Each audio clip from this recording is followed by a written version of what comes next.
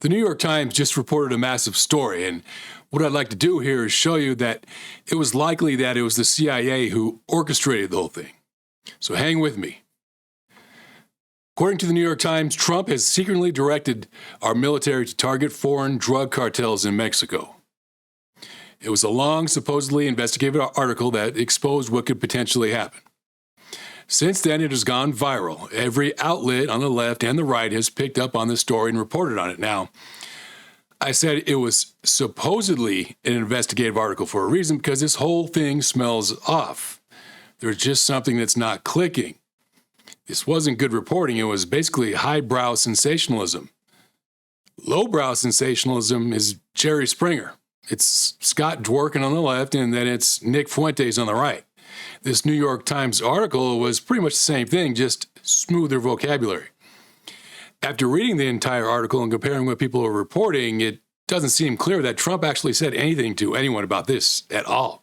This article was just mostly a history report, a lot like what we do in junior high school.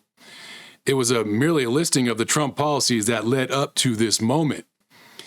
And there were really only 2 points in the whole thing that could merely imply anything. They weren't direct quotes either. They pretty much just led us to infer, because both of those points also relied on the admission of mysterious secret sources. What's happening here is deeper than what meets the eye. It seems pretty weird to me, actually. It seems more likely that the sources who informed the New York Times were either completely fabricated or CIA informants. I'd like to make the case that they were CIA informants. So I'm going to show you the precise quotes, because I think what we're seeing here is Trump and the CIA working together. To be clear, this is not a leftist hit piece. These 4 journalists were either duped or they were in on it. Regardless of that, this is Trump and John Ratcliffe working together for America First. They're slowly pushing it out there that something more is coming. And honestly, this is why we voted for Trump, to get things done. I just want to expose what is really going on, because every mainstream media outlet is suddenly just buying that the New York Times is telling the truth about Trump. I mean, up to this point, the New York Times has been questionable, but suddenly there's no reason to question them. It's a little disturbing to see those on the right treat this article as gospel just because they like the message. So follow me for a few minutes. We have a lot to cover in a short amount of time. We'll very briefly look at actual laws, too. We'll figure out how Trump can legally send troops in. We'll touch on the United Nations Charter and congressional laws governing what our military can do. That all involves Article 2, subsection 4, and Article 51 of the UN Charter, and Title 10 and Title 50 of congressional law. All of that is coming up, so go ahead and grab yourself a cup of coffee. All right.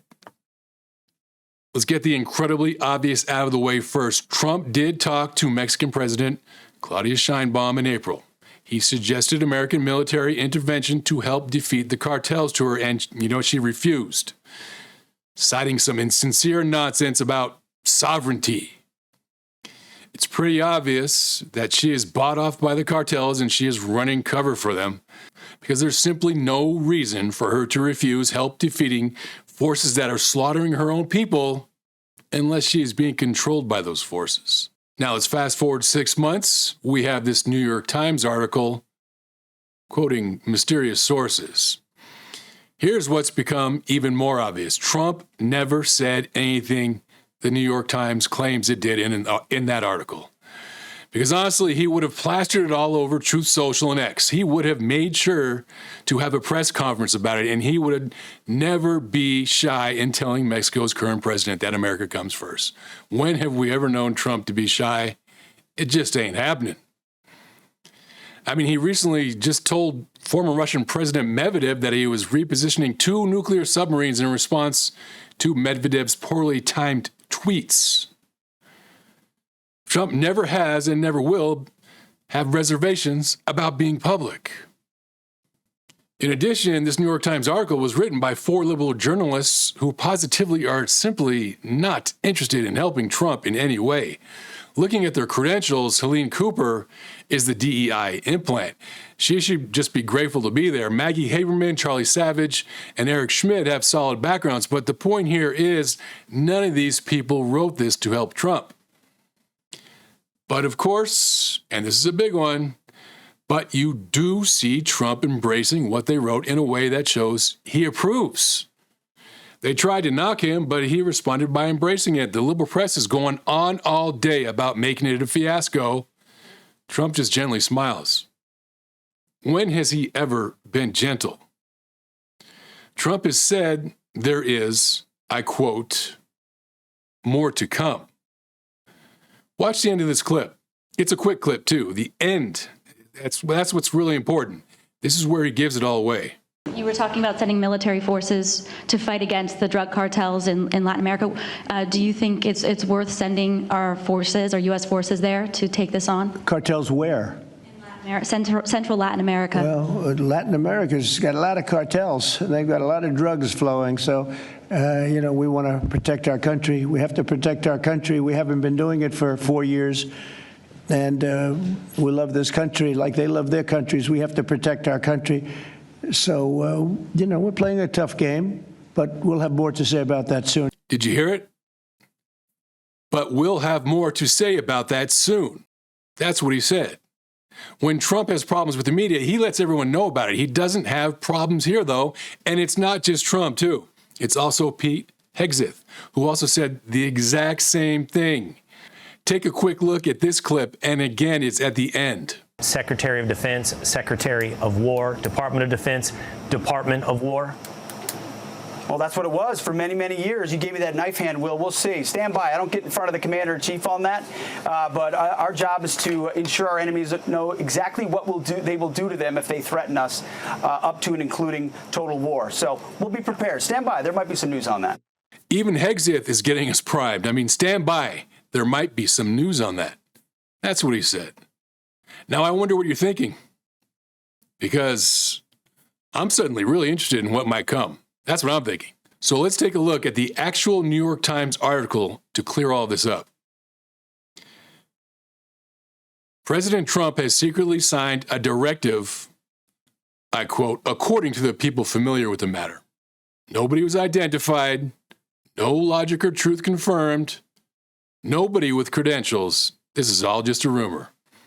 U.S. military officials have started drawing up options. The people familiar with the conversation said. No truth confirmed again, just the continuation of the original rumor. And now here's the finish. This is really going to make you laugh.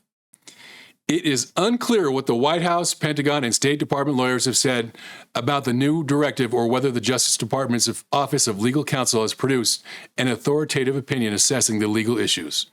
I mean, really? This whole article revolves around only 2 quotes from mysterious people familiar with the matter. The quotes only lead us to infer something. We have to do guesswork. Then these 4 journalists go out of their way to make sure that everyone knows that nothing has really been said. And what's the result? All of the outlets on the left and the right embrace this as if it were concrete truth. We got to be honest about what really happened. There are 2 possibilities here. 1, these 4 journalists were duped into thinking that this would be an effective hit piece on Trump by secret sources familiar with the matter. And yeah, I'm going to go ahead and say hell no to that one. Or number 2, the CIA got involved. It was the CIA who supplied those secret sources, and the journalists don't know about it. Or 1 or more of the 4 journalists reporting this is actually a CIA agent, him or herself. What do you think? For my part, I believe 1 or more of these journalists is CIA and they were given instructions. This, to me, has the power of common sense, and it also explains how 1 or more of the journalists has a pastime of some powerful investigative work that requires connections that go beyond what anyone in the realm of the normal world of connections would have. In addition to all this, CIA Director John Ratcliffe has stated that he would increase more aggressive action against Mexican cartels, too. Ratcliffe has come out in public spaces as in line with Trump's agenda. he also has Trump's back with the Obama Russiagate investigation as well.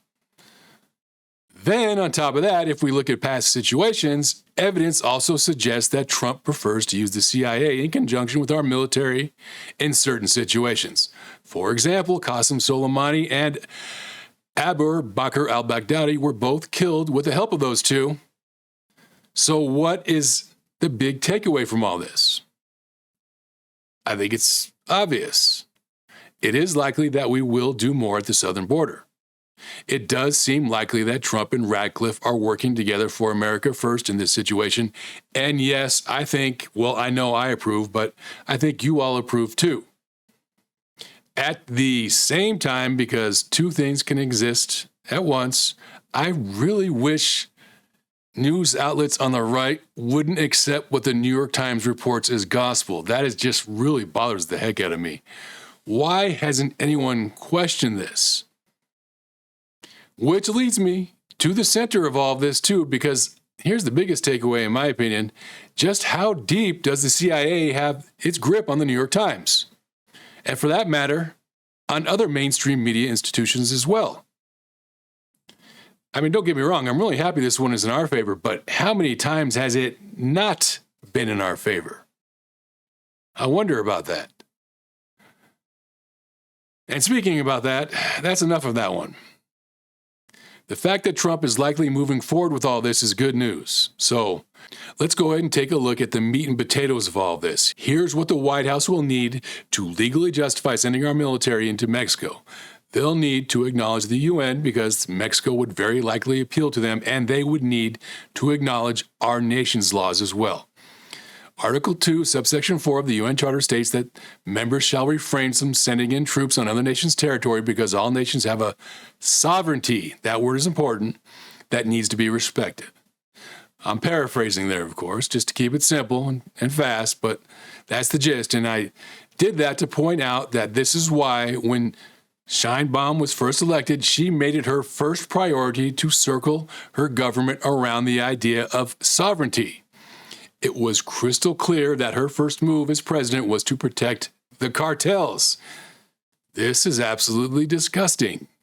Article 2, subsection 4 states that you can attack another nation if you are acting in self-defense, as defined by Article 51. I quote, nothing shall impair the inherent right of self-defense if an armed attack has occurred. Again, I'm paraphrasing. But Trump has already stated that fentanyl overdoses could possibly be categorized as a physical attack, so we can see Trump has already laid the groundwork for what can possibly be said to the UN if and when Sheinbaum tries to make an appeal. Now, as for our own national law, Title 10 and 50 regulate what other CIA military can do in another country. Title 10 states that our military can engage in covert actions abroad without reporting to Congress first. Title 50 states that the CIA can engage in covert actions abroad, but they must report to Congress first. I put this up there in case anybody wants to read it, the details too. I know it's really long, I'm sorry, but I just figured somebody might want to take a look. And then I paraphrased it. In addition to all this, Trump made more moves. This is interesting too. Just recently, there was a shakeup. The Senate confirmed Earl Matthews to Pentagon General Counsel and Elliot Glazier to lead the Office of Legal Counsel. Both are America first. They will be supporting Trump's agenda. Both would be key in determining what American military force is legally permissible in Mexico, too. So, what's the conclusion? What is likely to happen? What are we looking at in the future? It seems likely that Trump has been working with Ratcliffe to deal with Section 50 and get the CIA over there in Mexico. It's likely that this has been taking place since Trump first got into office. At the same time, it seems like Trump just appointed Earl Matthews and Elliot Glazier while firing some key Pentagon officials in order to appeal to Section 10 and get our military over there. This whole thing is taking time, of course, but in the end, take Trump and Hegseth's word for it. There's more to come. And that's it for this video, people. I don't like that the New York Times is likely under CIA control in important areas, but I do like that Trump is making moves to make sure America comes first. I sure wish our own right-wing outlets at least questioned why the New York Times reported this instead of accepting it as gospel. Trump is making the right moves. Working with Ratcliffe in this area is solid. We all have our issues with the CIA. We could all let those be known. But let's see what happens here with Mexico and the cartels.